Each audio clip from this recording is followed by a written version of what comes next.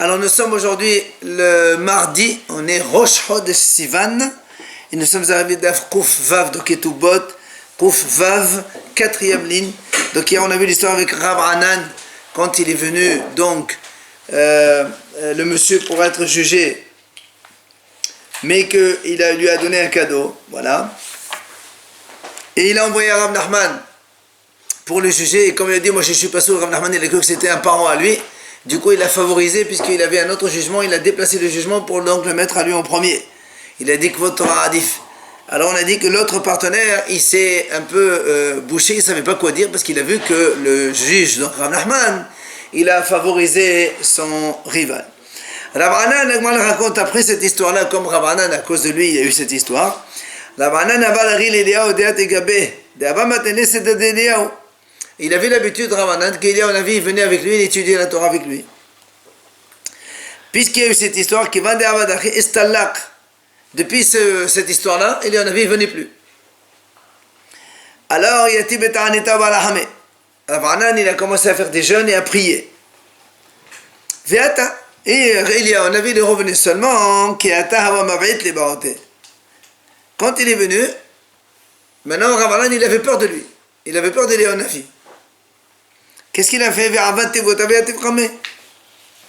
Il a fait une caisse, il se met dedans, et il étudie avec Eliyahu Navi, alors qu'il est dans la caisse, comme ça il ne voit pas Eliyahu Navi, parce qu'en le voyant, il a peur de lui. Jusqu'à ce que Eliyahu Navi lui a fini de lui enseigner tout ça. Et c'est pour ça qu'on voit donc des fois, une fois ma caisse de Eliyahu Rabba, une fois c'est d'Eliyahu Zouta. Eliyahu Rabba, c'est quand il a étudié avec lui, donc de visu comme ça, découvert. Eliyahu Zouta, quand il était caché dans la boîte parce qu'il ne le voyait pas. Bishne de Rav Yosef Abaditha, à l'époque de Rav Yosef, il y avait la colère. La colère, c'est la colère d'Hachem, il y avait, Rachid a dit, il y avait la famine. Amenez les Rabbanan et Rav Yosef les Vamad à la Hamé. Hachamim ont dit à Rav Yosef, prie s'il te plaît, comme ça Hachem nous amène la pluie.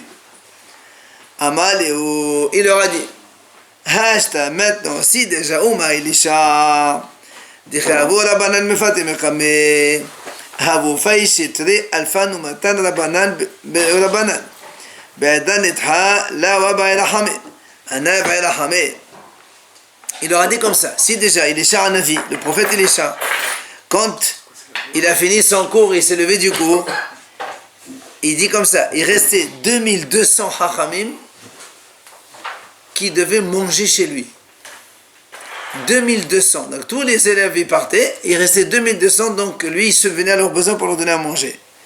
Et il a dit malgré tout, quand il y avait la famine, il n'a pas prié. Vous voulez que moi je prie? Alors le m'a dit, et qui t'a dit que il restait 2200 élèves, après les chars, on a vu quand il faisait son cours, qui restaient avec lui pour manger. Alors le m'a rapporte, c'est marqué dans le Navi, dans le Lachim là-bas, c'est marqué, quand il lui a dit, va donner ça à manger, il lui a dit, son serviteur, mais qu'est-ce que je donne ça devant 100 hommes? Alors le m'a dit, qu'est-ce que ça veut dire devant 100 hommes? Et les m'a dit, là-bas on dit qu'il y avait 20 pains, il y avait 22 pains. Alors il lui a dit, qu'est-ce que je vais donner ça devant 100 hommes? Il a dit, si c'est 22 pains pour 100 hommes, quand il y a une période de famine, c'est largement suffisant. Tu coupes une baguette en 5 en famine, c'est bien. D'accord? Alors qu'est-ce qu'il lui dit le serviteur à Elisha? Comment tu veux que je te donne ça devant 20 hommes, 100 hommes? Et là c'est sûr, en fait ce qu'il voulait lui dire, comment tu veux que je donne ça? C'est-à-dire un pain par 100 hommes. Et comme il y avait 22 pains, ça fait 2200 hommes. Donc de là, on déduit que Elisha, il devait nourrir 2200 hommes après son cours. Alors le pain, un pain, c'est pour 100 personnes? Oui, parce qu'il y avait 22 pains. Le Melachim, là-bas, le prophète a dit 22 pains. Il a dit, comment tu veux que je donne ça devant 100 hommes? C'est pas suffisant, il y avait la famine. Alors, non, il y avait 22. Si on est en famine et tu donnes 22 pains à 100 hommes, ça veut dire un pain à peu près pour 5, C'est valable, non? Alors pourquoi on lui dit, comment tu veux que je donne ça devant? Qu'est-ce que tu veux de plus alors? Et là, on est obligé de dire que si le serviteur s'étonne, c'est qu'il lui dit, comment tu veux un pain par 100 hommes? C'est pas possible. Et donc, comme il y avait 22 pains, ça fait 2200 hommes. Quand les Hachamim maintenant, ils quittaient Rav après le Shiro, tout à l'heure c'était les Sha'anavi, maintenant c'est Rav. Alpha ou Matan Rabbanan. Il restait Alpha ou Matan, 1200 élèves donc à sa charge. Mais Ravuna, quand c'est Ravuna qui finissait son cours, il restait à Tamne Me'a Rabbanan, 800 Hachamim. Il dit, donc ça c'est ceux qui restaient après le cours, donc ils devaient subvenir à leurs besoins. La Gemara raconte, Ravuna Havad Alish Bet Lesar Amorai. Ravuna, quand il faisait la dracha, le shiur à ses élèves, il y avait tellement de monde qu'il fallait 13 interprètes, c'est-à-dire il faisait la dracha, après il y avait 13, chacun il prenait un groupe et il traduisait le cours de Ravuna. Comme il n'y avait pas de micro à l'époque, il fallait donc disperser. Alors imagine combien d'élèves il y avait.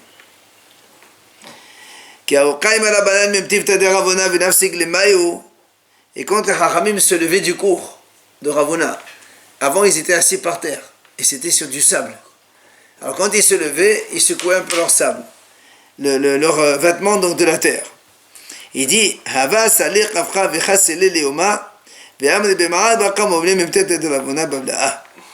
en Israël, on voyait la poussière qui couvrait le ciel à Bavel. Et on disait, tiens, ça doit être la fin du cours de Ravuna.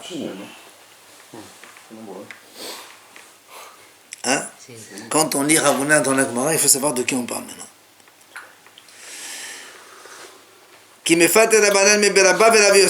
Maintenant, quand c'était le Rabba et Rabbi Yosef, il finissait le cours,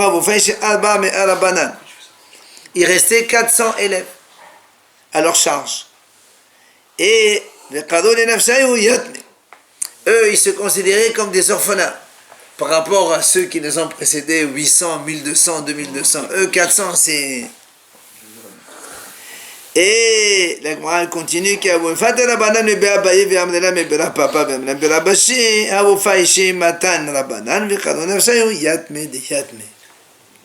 il dit, et quand maintenant il finissait le cours chez Abaye, certains disent chez Rapapa et d'autres disent chez Rabaché, il restait 200 Hachamim. Eux, ils se considéraient comme orphelins d'orphelins. C'est-à-dire, on est encore moindre que moindre. On revient chez nous, Amar Rabbi Ishaq bar Redifa, Amar Rabbi Ami, au nom de Rabbi Ami. Mais Vakre Momin Shebirushalayim, Hayon Noten Scharan Metedomat Alishka. Les Mevakre Momin, c'est-à-dire les Hachamim qui regardaient les Momim, les défauts dans les animaux, pour savoir est-ce qu'ils sont aptes ou non pour être offerts au Beth Amikdash, ou est-ce qu'un Bechor, il peut être mangeable ou pas, s'il a un moum, oui ou non, ils prenaient leur salaire de Trumat Alishka. Trumat Alishka, c'est le prélèvement des Mahasit Hashekal que les ministres amenaient au Beth Amikdash, donc qui servaient pour l'argent de Korbanot aussi. Amar Rabbi Yehuda Amar Shemuel, תלמידי חכמים המלמדים הלכות שחיטה לכהנים, היו נותנים שכרן מתרומת הלשכה. Il dit donc Rabbi Yehuda de Shmuel aussi que les Hachamim qui enseignaient les halachot shechita au Kohanim pour le Beth Amikdash, eux aussi ils prenaient leur salaire de Trumat Lishka. Amar Rav Gidal Amar Rav, encore autre chose. תלמידי חכמים המלמדים הלכות כמיסה לכהנים, נותנים שכרן מתרומת הלשכה. Aussi les Hachamim qui enseignaient la Kmissa au Kohanim. La Kmissa, c'est quand on prélève de la semoule avec les 3 doigts, d'accord, pour faire attention qu'il n'y ait pas plus, moins, etc. Eux aussi prenaient leur salaire de Trumat Alishka. Amar Rabba Baba Hana Amar Rabbi Yochanan. Magehe Sfarim Shebirushalayim Hayu Notin Scharam et Trumat Alishka. Ceux qui corrigeaient les livres à Yerushalem aussi, ils prenaient leur salaire de Trumat Alishka. C'est ce qu'on appelle ceux qui corrigeaient les Sfarim. Aujourd'hui, ça existe aussi, de ceux qui sont magiés à Sifrei Torah. Alors évidemment, on leur donne un salaire parce que ça leur prend du temps. Amar Rav Nachman, Amar Rav. Rav Nachman, on Rav dit, Nashim ha'orgot beparochot notlot schana Trumat Alishka. Les femmes qui tissaient les parochot, c'est-à-dire les rideaux du Beth Amikdash qui fabriquaient. Tissaient, oui. les rideaux qui donc séparaient le Beth Amikdash entre le Kodesh et le Kodesh HaKodashim, à l'époque du roi Shlomo, il y avait un mur qui séparait le Kodesh HaKodashim du Hechal. Au deuxième Beth Amikdash, comme ils ont construit un Beth Amikdash qui est beaucoup plus haut, très haut, alors on ne peut pas mettre un mur fin trop haut, ça ne reste pas. Alors ils ont fait un rideau à la place. Et donc le rideau là, il fallait 2 rideaux, vous vous rappelez, on a parlé de ça dans Yoma, 2 rideaux, ils rentrent par là, ils sortent par là. Et donc ces femmes-là qui tissaient le rideau, ils prenaient leur argent aussi de Thomas Tanishka. Ani Omer, Rav Nachman il a dit tout à l'heure au nom de Rav, maintenant il dit, moi je pense, son avis propre, Ani Omer, Mirkotche Bet Rabayt. Il prenait ça, pas du Thomas Tanishka, mais Kotche Bet Rabayt, c'est la caisse de l'argent du Beth Amikdash. Pourquoi il dit parce que la parole, ça remplace le mur, donc c'est de la construction. Et la construction, on ne la prend pas de Tromat Talishka. Tromat Talishka, c'est les Mahasit Hachak qui servaient pour les Korbanot. Or, pour la construction, on prenait de Bed Kabayet, c'est la caisse donc du Beth Amikdash. On sait combien on leur donnait? Ah, ça, il n'y a pas marqué. Mettez l'agma object, Nashim ha'odret bepadochot. Les femmes qui tissaient les parochot des rideaux. Oved Garmo Alma, c'est la famille de Garmo qui fabriquait le pain. On dit comment? Oved Avtinas Alma, c'est la famille de Avtinas qui fabriquait les encens. Kulan Hayo Nototsran Metomat Alishka. Pourtant, voilà, il y a marqué ici. Toutes ces familles-là, elles prenaient leur salaire de Tromat Alishka. Et dedans, il y a marqué les femmes qui tissaient les rideaux. Donc, question contre Rav Nachman lui-même, qui a dit que quand on tissait les rideaux, c'était Bede Kabayet et pas de Tromat Alishka. C'était l'entretien, non Bede Kabayet, c'est tout ce qu'il faisait de l'entretien de Beth Amikdash, oui. Ah oui, c'est pas... Alors, l'Agman répond, pardon, Hatam Bitvave. Il a dit non, là-bas, quand il a dit le salaire de Tromat Alishka, c'était les rideaux qui ne servaient pas en tant que binyan. C'était les rideaux, il y avait la porte, mais il y avait un rideau en plus pour tsniout, ça fait plus joli. Donc ça ne remplace pas la construction. Quand est-ce que Rav il a dit, les femmes qui tissaient les rideaux, ils prenaient, quand est-ce que Rav Nachman il a dit, les femmes elles prenaient de Bed Kabayet, c'est quand le rideau remplace un mur. Et donc là, c'est de la construction, alors ils prenaient de Bed Kabayet. Il parle le premier d'Amigdash, je parle le second. Non, même dans le deuxième aussi, il y avait des endroits, il y avait plusieurs autres portes, il va nous dire d'ailleurs ici. Il y avait des rideaux qui servaient juste pour faire joli, pour faire tsniout. Mais pas de... ça remplace une porte, ça remplace pas une porte, ça remplace pas un mur.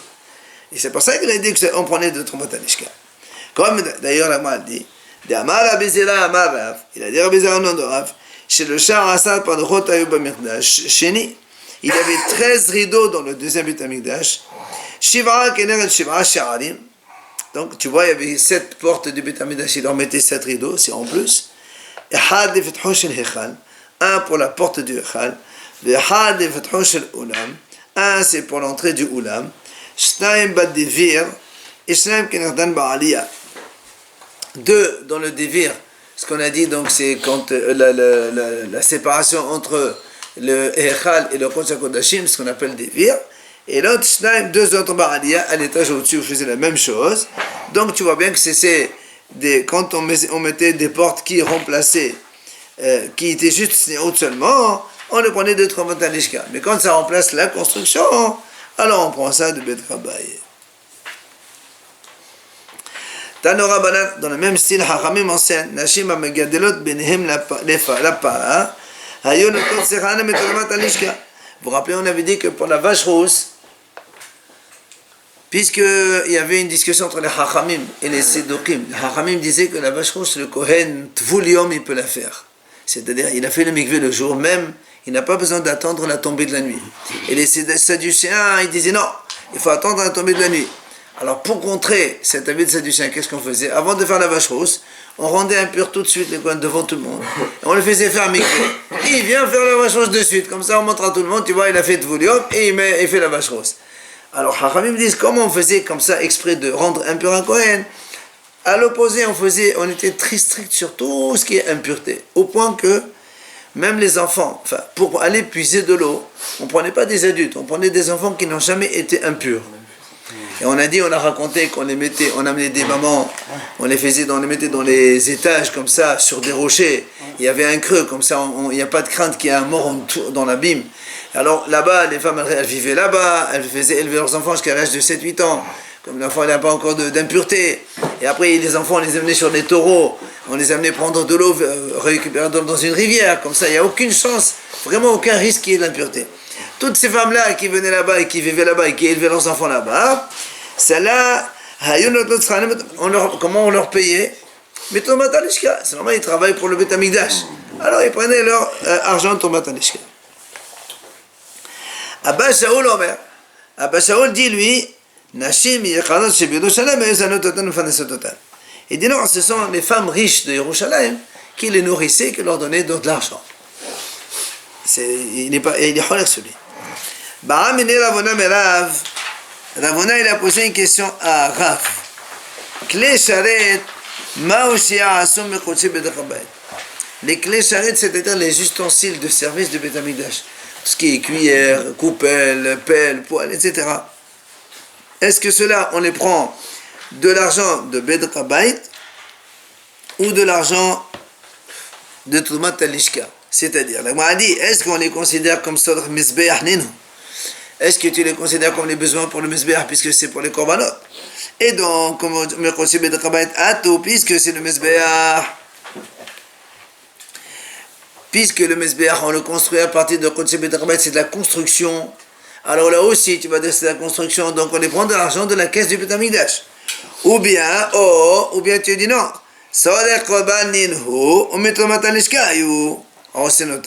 Ou bien tu me dis non. Comme c'est les besoins des sacrifices, les sacrifices on les prend de Tromat Alishka, de l'argent des Mahaset Asher. Alors là aussi c'est pareil. Question. Donc d'où on prend l'argent pour fabriquer les clés charrettes du Beth Amikdash? Amal, il lui a répondu, Ena sin elam Tromat Alishka. Il a dit non, on les fabrique à partir de l'argent de Tromat Alishka, c'est-à-dire on les considère comme des affaires des korbanot. Et TV, la Gemara lui objecte. Pourtant, c'est marqué dans la vie. C'est marqué dans le Hayamim ou Chachalotam, Hevi ou Lifne Hamelech, Vi ou Yada, et She'ala Kesef. Vayase ou Kelem le Bet Hashem, Kleshat Veromer. Et pourtant, c'est marqué dans la vie là-bas. Vrai, même c'est les Ktuvim. On a amené, quand ils ont fini de récolter, donc de construire le Beth Amikdash, récolter tout ce qui est Zdaka, il y a marqué là-bas, ils ont amené tout l'argent, et le reste de l'argent, ils ont fabriqué avec des clés charrettes. Donc on voit que les clés charrettes, ils les ont construits à partir de l'argent de Beth Amikdash, et pas de Tromat Alishka. Question contre lui. Amal, il lui a répondu. Donc Ravona, il a objecté contre Rav, et Rav lui a répondu, Amal et Deakdaïr Ktouvé, la Akdaïr Nevi'e. Celui qui t'a fait apprendre les Ktuvim, donc des Vnayamim, il t'a pas fait apprendre les Nevi'im auparavant. Parce qu'il y a marqué aussi dans la vie, dans Melachim, Ach lo ye'ase bet Hashem sipot v'gomer, ki le'asa melacha etenuhu. Là-bas, c'est marqué que on ne fera pas lo ya'ase bet Hashem sipot, c'est-à-dire on ne fera pas donc dans le Beth Amikdash d'Hashem le sipot, c'est-à-dire tout ce qui est ustensile, tout ce qui est ustensile de Beth Amikdash, les coupelles, les hatzosrot, les arbres, les caisses et tout ça, on ne le fait pas à partir de l'argent de Beth Kabbaï, que seulement les osam et les haïtenou, il faut le donner juste pour les gens qui travaillent. Donc on voit ici que quoi? Que les clés charrettes, on ne les fait pas à partir de Beth Kabbaï. Alors la Mahdi, Ravuna lui dit dans ces cas-là, il y a une objection entre les deux psugim, et d'un côté dans des Vrayamim on dit que le Beth Kabbaï, on a utilisé l'argent pour les clés charrettes, et maintenant tu me dis non, les clés charrettes on ne les utilise pas dans Mlachim, là-bas c'est marqué que non. Là, Kasha, la Mahdi, il n'y a pas de question. Comment? Quand Shegavu Behotiru, quand Shegavu Behotiru, il dit c'est pas un problème. Quand on a donc récolté de l'argent d'Israël pour Bed Rabayit. Et donc on a dit que quand on a pu acheter que les charrettes, c'est parce qu'il restait de l'argent. C'est-à-dire on a encaissé, il y avait trop, on a pris de quoi entretenir Beth Amikdash, sa construction, tout ça, et on a vu qu'il y avait trop. Alors on a utilisé l'argent, on a pris avec des clés charrettes. Et là-bas où c'est marqué qu'on ne peut pas faire avec les charrettes parce qu'il n'y avait pas assez, alors on n'a pas pris de cela. C'est pour ça donc qu'il n'y a pas de contradiction entre les psukim. Alors là on m'a dit, et alors tu as dit que quand on a encaissé l'argent, il nous restait. On a changé la destination. Comment on peut changer? On n'a pas le droit.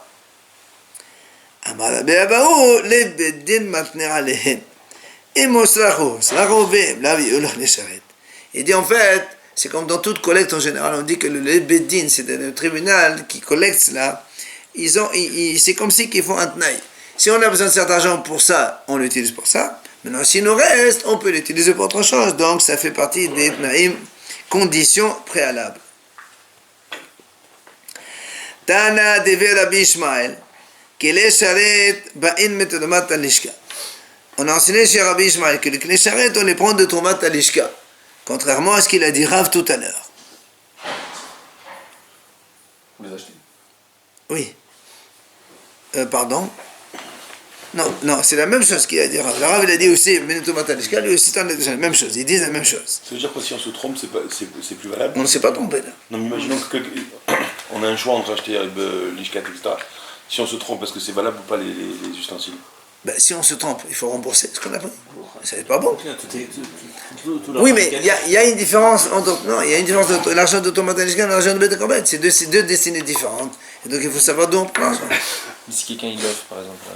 Ça c'est Beth Kobet. Offre, c'est Beth Kobet. Tomatalishka, c'est que le Mahasit Hachar. Non, on ne fera pas des ustensiles. On offre de l'argent, on achète. Exactement. L'argent de Mahasit Hachar, on fait le korban. C'est pour ça qu'ils disent que ça s'appelle pour.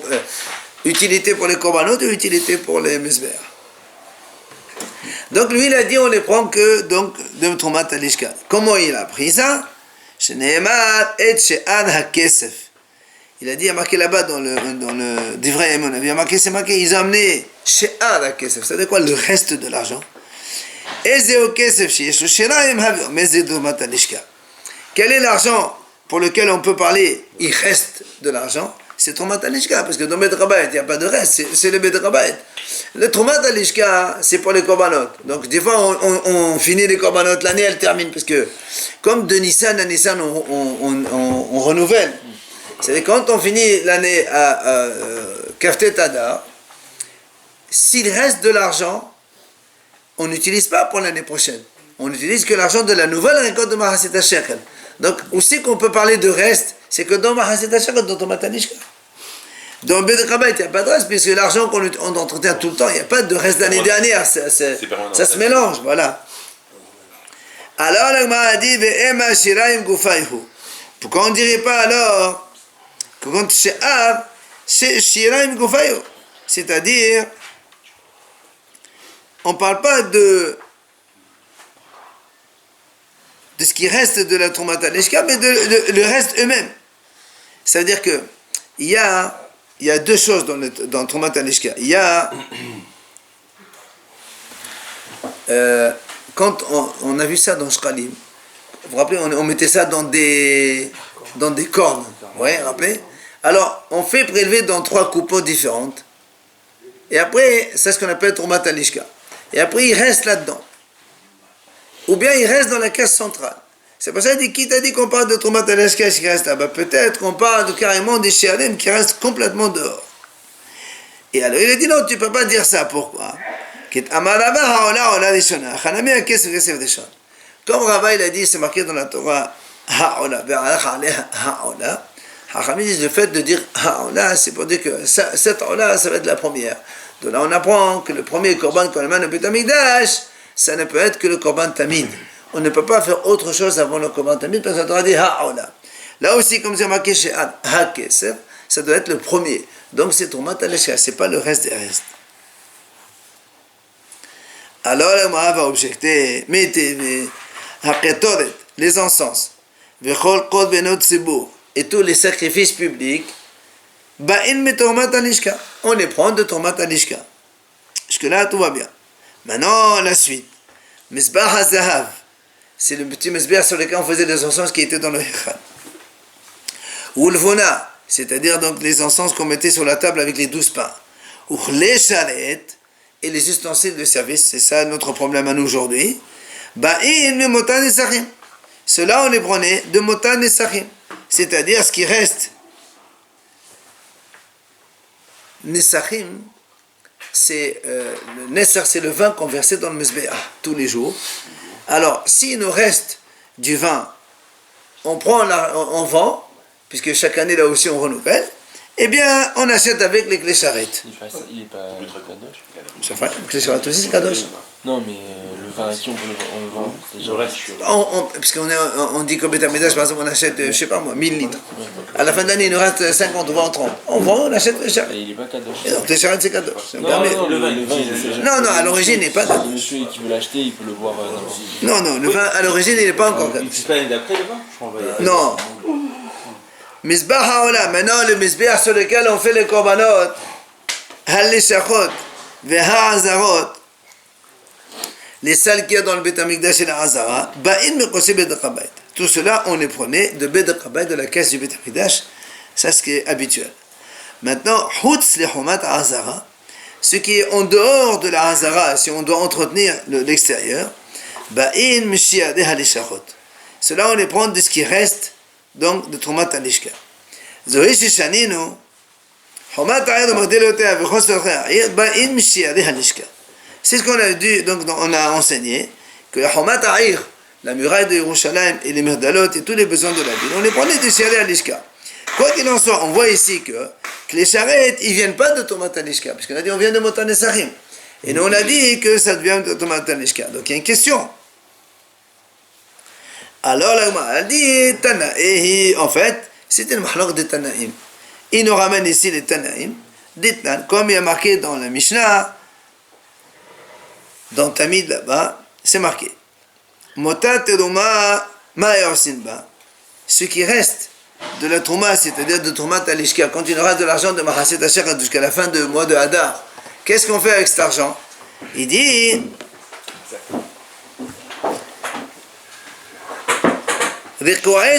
C'est pour les vêtements Kodashim. Donc de ce qui reste de cet argent, on fabriquait donc des plaques fines d'or pour plaquer sur les murs de Beit Kodashim, comme ça fait tout de l'or donc sur les murs. De Troumat Alishka. Rabbi Ishmael Omer, Motat Perot, le Kais HaMezbeach. Rabbi Ishmael dit lui le reste des fruits. On l'utilisait pour les Kais HaMezbeach. Kais HaMezbeach, c'est une idée qu'on a déjà vue avant. Quand les Kohanim, et il y a des jours où il n'y a pas beaucoup de korbanot, le Mezbeach il est chômeur comme ça, alors on a une caisse qui s'appelle Kais HaMezbeach, on prend de l'argent et on le met de korbanot là en plus pour occuper. Il dit, on prend ça de Motar Perot, le reste des fruits. La Gemara va nous expliquer c'est quoi c'est le reste des fruits. Motat Rouma, l'Echle Sharet. Rabbi Akiva dit, le reste des Trouma, on le prenait pour les clés charrettes, pour faire les clés charrettes. Et voilà la mahlok maintenant, Rabbi Akiva Omer, non, Motat Rouma le Khes HaMezbeach. Rabbi Akiva dit, ce qui reste de la Trouma, c'est pour le Khes HaMezbeach qu'on vient d'expliquer maintenant. Par contre, Motan Nesachim, les charrettes. Comme on a dit les charrettes, on les prenait de Motan Nesachim, de ce qui restait du vin. Rabbi Hanina Segan HaKohanim, lui, il a un troisième avis. Omer, Motan Nesachim, le Khes HaMezbeach. Ce qui reste du vin, c'est pour le Mezbeach quand il est inoccupé. Motat Toma, les charrettes. Et le Motat Toma, c'est pour les charrettes. Et Vezé Vazé, lo ayomodim beperot. C'est-à-dire Rabbi Akiva et Rabbi Hanina Segan HaKohanim ne sont pas d'accord pour les fruits. Mais Segan HaKohanim, il n'est pas plus fiable. Rabbi Hanina. D'accord, mais oui, mais c'est des Tanaïm, c'est Rabbi Hanina Segan HaKohanim, c'est un Tana quand même. Alors la Gemara nous dit, qu'est-ce que c'est cette histoire de fruits là? Maï perot, c'est quoi perot maï? Des Tanaïm dit comme ça. Motat Toma ma'yorsinba. Qu'est-ce qu'il faisait avec le reste de la Trouma, c'est-à-dire de l'escat? Il dit, Lokhin perot besol, on mornait au tambur, la sera mekasemot à Mezbeach. Il dit, qu'est-ce qu'ils faisaient, Betamidash, quand ils avaient de l'argent en plus? Ils achetaient des fruits. Ils allaient au grossiste là des fruits. Ils les vendaient. Ils faisaient du commerce. Ils gagnaient de l'argent. Et l'argent qu'on gagnait avec, on l'utilisait pour occuper le Mezbeach avec des korbanot. C'est pour ça qu'il dit, Zoé Shishani, le Mota Perot Zamesbea. C'est ce qui a marqué que Mota Perot, le reste des fruits, c'est l'argent qu'on gagne avec donc, le commerce des fruits, on l'utilisait pour occuper le Mesbea. Mais s'il reste de l'argent, c'est qu'on n'avait pas besoin. Justement. On va faire encore gagner de l'argent. Non, parce que il y a de l'argent du tomate à l'ishka. Il y a de l'argent après, parce que quand on veut faire des corbanotes, on ne peut pas prendre de tomates à l'ishka. Tomate à l'ishka, tu prends les choses obligatoires. Ce qui n'est pas obligatoire, tu peux pas. Quand on est corbanotes, c'est beau, on prend de ça. Maintenant, toi, tu veux prendre un corban en plus pour occuper les kohanim. Ben, il faut le prendre d'ailleurs. D'où on prend d'ailleurs que ça me une qui est spéciale pour ça. C'est pas un corban, c'est pas un corban tzibur, ça. C'est juste pour occuper. En quoi ça répond au pied carré? Non, ça répond pas. Nous, on a dit c'est Mahlou de Tanaïm. Nous, on a déjà répondu ça. On a dit ça. Il y a un Tanaïm qui pense que les clés charrettes, on prenait de Tromat al-Ishka. On a dit non, mais t'as pas on prend de Ishka, ça y est. Maïs évasé le Hayom Odin Beperot. Alors, on m'a dit pourquoi alors Rabbi Hanina et Rabbi Akiva, ils n'étaient pas d'accord? Dites-nous, il dit comme la Mishnah enseigne. Motal Shiadel Lishka Ma Osin Bahen. Qu'est-ce qu'on faisait avec le reste de l'argent de l'Ishka? Le Khin Bahen Yenot Shmani Muslatot Versachal Erdesh Devede Rabbi Ishmael. Il dit on achète avec du vin, de l'huile et de la semoule et on vendait, on faisait du commerce et on gagnait de l'argent pour le Beth Amikdash. Puis les Kohen, ils faisaient ça? Rabbi Ishmael dit comme ça, ouais. Rabbi Akiva Omer, non. En Mestakrin Beshel Erdesh. Rabbi Akiva dit on ne fait pas des affaires du commerce avec l'argent du Erdesh. Aflo Beshel Anim. Ni même avec l'argent des pauvres. Quand on fait une collecte d'argent pour les pauvres, on n'a pas le droit, toi, de dire, tiens, c'est bien, je vais faire du commerce, comme ça je fais gagner de l'argent aux pauvres. Il dit non, Rabbi Akiva, pourquoi? Maïtamala. Alors, Besseler des Maïtamala. Non, d'abord, c'est pas la raison. La raison, c'est pas faire. Si on veut gagner, il dit Besseler des Maïtamala. Dans l'Erdesh, pourquoi on n'a pas le droit de faire du commerce? Il dit parce que quand est-ce que quelqu'un veut faire du commerce? C'est pour gagner de l'argent. Ça veut dire qu'il n'en a pas assez, il en veut plus. Le Beth Amikdash, sinon, ça veut dire quelqu'un de pauvre. Le Beth Amikdash, il n'est pas pauvre, il est riche. Donc on n'a pas besoin de faire du commerce pour le Beth Amikdash. C'est Hashuma. Qui est l'idée, il est pauvre, allez, on essaie de gagner de l'argent pour le donner. Oh. Ce qu'on a dit, c'est pas bon alors. Tout ce qu'il a dit Rabbi Ishmael, comme quand on fait. C'est pas bon, Rabbi Akiva et Rabbi Hanina ne sont pas d'accord avec lui. On ne fait pas des commerces au profit du Beth Amikdash. Qui est le Beth Amikdash? Il est pauvre, il n'a pas assez d'argent, on essaie de lui trouver. Pourtant, on lui fait des dons. On lui fait des dons. Ça veut dire qu'on fait des dons. Non, non. Il y a une différence entre quelqu'un qui fait des dons parce que quelqu'un il a envie de remercier Hachem ou de faire autre chose. Et non. Mais quelqu'un qui est riche, il n'accepte pas de dons. Mais non. Mais pas du tout. C'est pas de riche. Il y a des choses obligatoires pour le Beth Amikdash. Le marché d'achat que tu es obligé d'amener. Mais quand tu utilises un moyen supplémentaire pour amener de l'argent, c'est comme si tu as besoin d'argent. Mais Tamidash, il n'est pas pauvre. Mais qui c'est Mais là, pour les pauvres, alors pourquoi on ne fait pas? S'il y a une collecte d'argent pour les pauvres, au contraire, si on fait des affaires, ça fleurit, ça peut amener beaucoup plus d'argent. Il dit non, monsieur, tu n'as pas le droit. Pourquoi? Parce que dis-le, on dit calme de balai. Imagine, tu as acheté des affaires. Maintenant, il y a un pauvre qui te dit voilà, j'ai besoin d'argent. Tu dis attends, j'ai acheté une chose, il faut que je vende, attends. L'argent des pauvres, tu le laisses pour les pauvres, tu ne peux pas faire ça. C'est pour ça que Rabbi Hanina et Rabbi Akiva, ils ont dit, on n'a pas le droit de faire du commerce, ni avec l'argent du Ekdesh pour le bénéfice du Ekdesh, ni avec l'argent de Hani pour le bénéfice des pauvres, parce qu'on n'a pas besoin ni de l'un ni de l'autre. C'est-à-dire une partie, oui, pour l'argent des pauvres. On pourrait? Ah non, il a dit non. Même Il n'y a pas une partie. Tu ne peux pas savoir c'est quoi la partie. Si tu as une demande pour les pauvres, comment tu veux dire, attendez. Alors... Hein? Juste un petit mot. On a dit comme ça on revient à notre sujet. On a dit dans la Mishnah, si un homme il est parti en voyage loin, avant toujours c'était Mdinatayam, oui, et sa femme elle réclame des maisonnotes. On a dit, Hanan dit, elle jure à la fin et non pas au début. C'est-à-dire quand elle prend des maisonnotes, elle prend sans jurer. Mais quand à la fin on entend que le mari il est mort, elle veut la Ktouba, là elle est obligée de jurer. Par contre, les Bnei Kohanim Gdolim, ils n'ont pas été d'accord avec lui. Et on dit non. Elle dit Shabbat Batehela ou Basof. Aussi bien au début quand elle va prendre des maisonnotes, que à la fin quand elle va. Dans tous les cas, la femme elle doit jurer que quoi? Que ce mari ne lui a pas laissé de l'argent. Parce que là elle va vendre des choses pour manger. Alors, Mi Shalom Detay Misigma, dernière ligne. Itmar, Rav Amar. Rav dit comme ça. Posrin mezonot le eshet ish. C'est-à-dire, oui, une femme mariée que son mari l'a quittée, il l'a laissée toute seule. Posrin mezonot les bédines, ils viennent. ils regardent ses biens, ils disent voilà, il faut lui donner tant d'argent pour se nourrir. Ça, c'est la vie de Rav. Ou Shmuel Amar, en posken mezonot ish. Shmuel dit non, le tribunal n'a pas le droit de faire ça. C'est dur quoi. Elle est dans le besoin. Et justement, Elle est mariée encore. elle est mariée, parce qu'elle est mariée. Alors, justement, regarde ce qu'il dit. Amar Shmuel, il dit Modili Abba, donc il parle de Rav, il est d'accord avec moi, il dit, Shmuel il dit comme ça, même si Rav il n'est pas d'accord avec moi, Rav il dit, on peut, Bedin ils viennent, et ils vendent des biens pour lui permettre de se nourrir. Il dit, même dans ce cas-là, Rav il est d'accord avec moi que les 3 premiers mois on ne fait pas ça. Parce qu'on n'a jamais vu un homme quitter sa femme, il a laissé sans rien. Donc c'est sûr que les 3 premiers mois, il lui a donné quelque chose pour manger. Maintenant, peut-être imaginons qu'il lui a dit je vais aller voyager, je reviens. Il n'est pas revenu. Après 3 mois, on essaie. Rav, il a dit oui, on peut aller vendre des biens pour essayer de trouver de quoi manger pour la femme. Mais avant les 3 mois, non. Ça, c'est ce qu'il dit Shmuel. Et maintenant, on Rav et Shmuel. Et demain, on continuera.